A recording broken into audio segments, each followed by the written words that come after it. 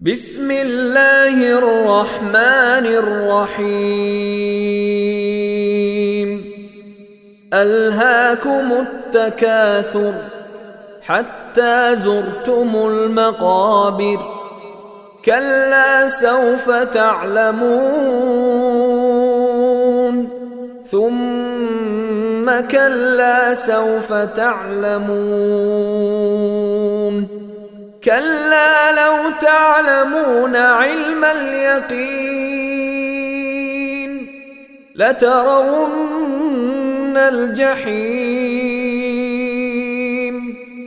ثم لترونها عين اليقين ثم لتسألن